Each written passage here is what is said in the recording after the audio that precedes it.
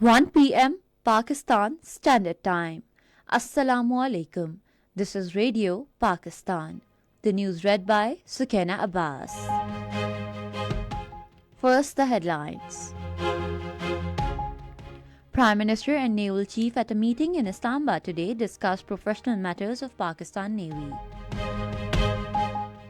Information Minister has expressed commitment to work with media to propagate government's initiatives and policies to the public. Planning Minister says continuity of policies and political stability is must to achieve sustainable development. 9 more Palestinians were martyred in unabated Israeli bombardment in besieged Gaza today. Now the news in detail. Chief of Naval Staff Admiral Naveed Ashraf called on Prime Minister Mohammad Shehbaz Sharif in Islamabad today and discussed professional matters pertaining to Pakistan Navy. Naval Chief also felicitated Shehbaz Sharif on assuming the office of the Prime Minister. Minister for Information and Broadcasting Ataullah Tarer has expressed commitment to work with media to propagate government's initiatives and policies to the public. He made these remarks after assuming charge of the office at Ministry of Information and Broadcasting in Islamabad today. Information Minister said media serves as a bridge between the people and the government and emphasized the need for this role to be fulfilled more effectively. Information Minister said doors of the Ministry of Information will remain open for the journalist community. Earlier, Secretary Information and Broadcasting Shahira Shahid and other senior officers of ministry welcomed the federal minister on his arrival at the Ministry of Information.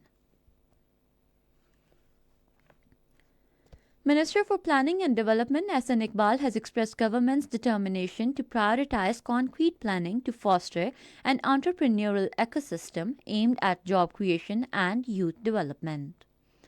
In a televised message following assuming the charge of his office in Islamabad today, he underscored significance of such planning to ensure sustainable development. He said, continuity of policies and political stability is a must to achieve sustainable development. S.N. Iqbal said the framework of 5 E's prepared back in August 2022 to turn around Pakistan will be implemented in a vigorous manner. S.N. Iqbal said, we have restored confidence of Chinese friends on CPEC and the project will be taken forward. He also invited overseas Pakistanis to come forward and contribute to the development of the country.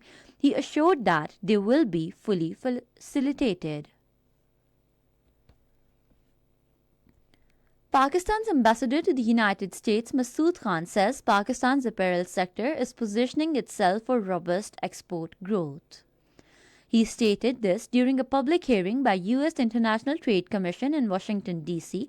on export competitiveness of apparel industries in Bangladesh, Cambodia, India, Indonesia, and Pakistan in the U.S. market.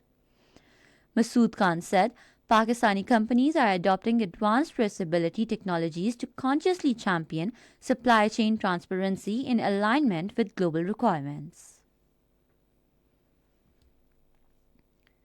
At least 9 Palestinians were martyred when Israeli forces again targeted aid seekers in Gaza.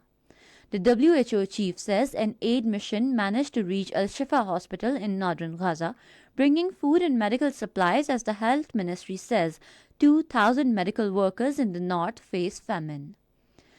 Israel imposes restrictions on West Bank worshippers entering Al-Aqsa Mosque in occupied East Jerusalem as 35,000 gather for prayers on the first day of Ramadan. Over 31 Palestinians have been martyred in Israeli attacks on Gaza since October 7. Indian government has announced to implement 2019 citizenship law that excludes Muslims. The Citizenship Amendment Act provides a fast track to naturalization for Hindus, Parsis, Sikhs, Buddhists, and Christians who fled to Hindu-majority India from Afghanistan, Bangladesh, and Pakistan before 31 December 2014. The law excludes Muslims who are a majority in all 3 nations.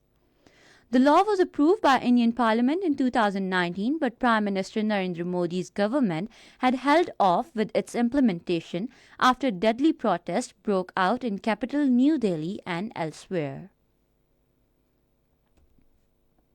In Pakistan's Super League, Multan Sultans will face Quetta Gladiators in Karachi today.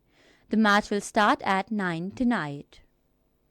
And that is the end of the news. For more news and analyses, log on to our website radio.gov.pk and also watch live video streaming of our bulletins on the link Radio Pakistan News Official.